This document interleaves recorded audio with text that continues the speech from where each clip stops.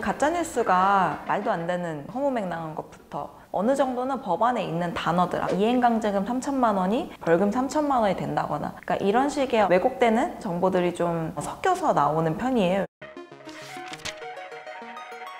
명확하게 차별금지법에도 평등법에도 형사처벌 조항은 빠져 있습니다. 그렇기 때문에 어떤 차별행위가 있었다고 했을 때 그 사람을 감옥에 보낸다거나 벌금을 물린다거나 하는 것은 지금의 법제에서는 불가능합니다. 근데 이제 다만 평등법에는 빠져 있는데 차별금지법에는 그렇게 규정이 되어 있어요. 만약에 내가 업무 배제를 당하고 있는 것 같다, 내가 이주민이어서 혹은 한국어가 능숙하지 못해서 업무 배제 당하고 있는 것 같다 라고 해서 차별받고 있다고 구제 신청을 했어요. 그 결과 차별이라고 판단이 될 수도 있고 차별이 아니라고 판단을 받을 수도 있거든요. 근데 이 문제 제기한 사람에 대해서 너 차별도 아닌 걸 가지고 왜 우리 회사 이렇게 귀찮게 해? 라면서 오히려 뭐 이제 전근을 보낸다거나 불이익 조치들을 행하는 경우가 있을 수 있잖아요. 그런 불이익 조치를 한다는 것이 인정됐을 때는 형사처벌을 받을 수 있습니다.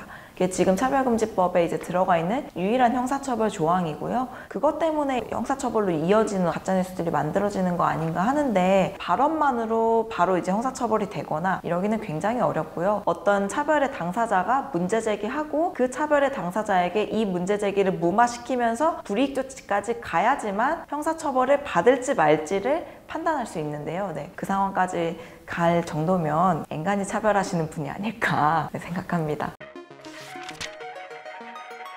이 벌금 3천만 원이 굉장히 많이 나오는 정확한 수치인데요. 그게 왜 그러냐면 법안에 들어가 있는데요. 이행강제금 3천만 원. 이것 때문에 그 3천만 원이 나오는 건데 이행강제금은 뭐냐면 국가인권위원회 법으로 차별을 다퉜을 때는 시정 권고를 하게 됩니다. 대표적인 사례가 대학교에서 성소수자 환영하는 플랜카드를 건 동아리 현수막을 못 걸게 했어요. 그리고 차별 진정을 넣었고 차별이라고 인정을 받습니다. 국가인권위에서 권고를 해요. 이야기를 했는데 대학교에서 지금 명확하게 씹고 있습니다. 비슷한 거는 이제 변희수하사 관련해서도 이 강제전역 처분은 차별이다 라고 이야기했지만 이거에 대한 시정 권고도 역시 국방부에서 받고 있지 않고요. 시정 권고를 했을 때 해당 기관이 받아들이지 않으면 국가인권위원회가 더 할 수 있는 조치가 없습니다. 그래서 한 단계 높은 것이 시정명령인데요. 시정명령은 국가인권위원회라거나 국토교통부, 행정부들 있잖아요. 이런 부처들은 너 벌금 얼마, 징역 얼마 이렇게 명확한 어떤 것들을 할 수 없기 때문에 시정명령이라고 해서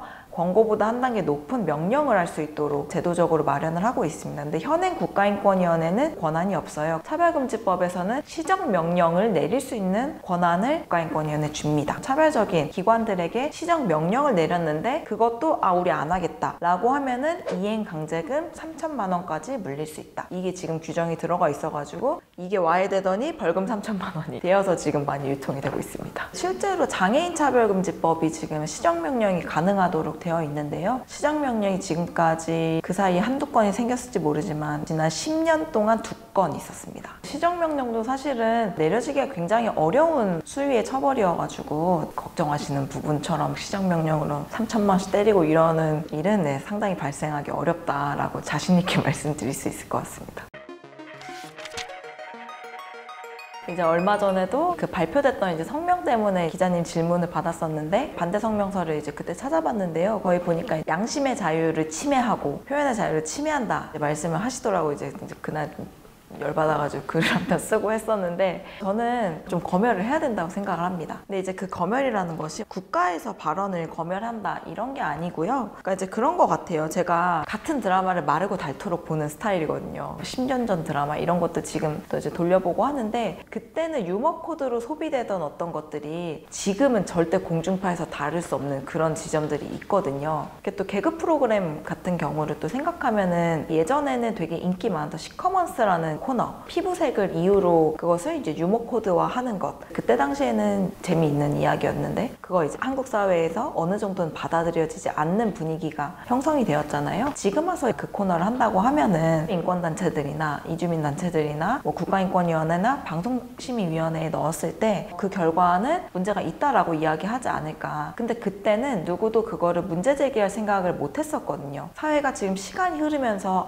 이게 좀 안 되는 거구나 라는 감수성을 공유하기 시작했잖아요. 근데 그게 일종의 검열이 아닐까라고 생각을 합니다. 이제 그 정도 사회가 변했거든요. 이전에는 병력차별이나 성소수자에 관해서나 이주민에 대해서나 좀 이제 쉽게 생각했던 어떤 것들이 사회가 이거를 차별금지 사유로 다루기 시작하네 라고 했을 때 기대하는 것은 아, 이런 거는 이제 조심해야 되는구나 라는 좀 보편적인 정서를 만드는 게 좀 차별금지법에서 중요하지 않을까. 그리고 드리고 싶은 말씀은 보통 나 표현의 자유 침해받았어 라고 하는 이야기는 누가 하냐면 나 성소수자 싫다고 말하고 싶거나 에이즈는 더럽다고 말하고 싶거나 이주노동자는 미개하다라는 말을 하고 싶은 사람들이 보통 그 얘기를 하세요. 이주민 당사자나 성소수자 당사자나 감염인 당사자들은 그 말은 차별이에요 라고 하는 말을 꺼내기가 굉장히 어렵습니다. 지금의 한국 사회에서. 그렇다면 지금 표현의 자유를 박탈당하고 있는 주체는 누구일까요? 누가 봐도 명확하게 사회적 약자들이 자신의 정체성을 드러내고 이야기하는 것이 억압당하고 있는 거거든요. 근데 이 차별금지법은 적어도 우리가 공론장에서 평등하게 대화하자라는 말씀을 드리는 법입니다. 그렇기 때문에 차별금지법은 표현의 자유를 보장하는 법이다. 자신 있게 말씀드리고 싶습니다. 지나가는 말 때문에 차별금지법이 저촉된다라고 하지 않거든요. 그 차별금지법에서 지금 좀 주요하게 보고 있는 차별의 성립 요건 중에 하나가 또 반복성이기도 해요. 그러니까 이제 직장 상사나 학교 선생님이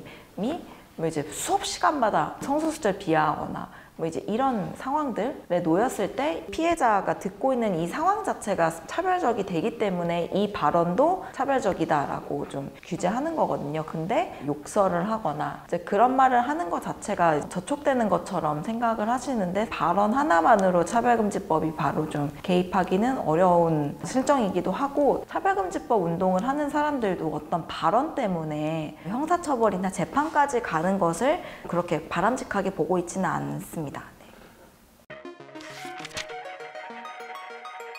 네, 저희가 그 국민동의 청원을 진행을 하면서 그 파우치를 제작을 했었는데요. 차별금지법 제장하자 10만 행동이라고 이제 로고가 되어 있습니다. 마지막 날 1초에 15명씩 올라가는 거예요. 새로 고침할 때마다 10명, 15명, 20명 막 올라가면서 청원을 마무리를 하고 있는데 그때 어떤 약간 감동, 아, 오래 되려나 보다 라는 이제 느끼는 순간들이 있었는데요. 지금 이 오프닝 챌린지 이제 시작하고서 많은 분들이 진행을 많이 해주시는 걸 보면서 아, 이 챌린지도 사람들의 어떤 지점을 움직이고 있구나라는 좀 생각을 합니다. 아, 이렇게 다양하고 개성 있는 우리가 우리의 모습을 잃지 않고 살아갈 수 있는 세상이었으면 좋겠다 생각하신다면 오프닝 챌린지에 함께 해주시면 감사하겠습니다.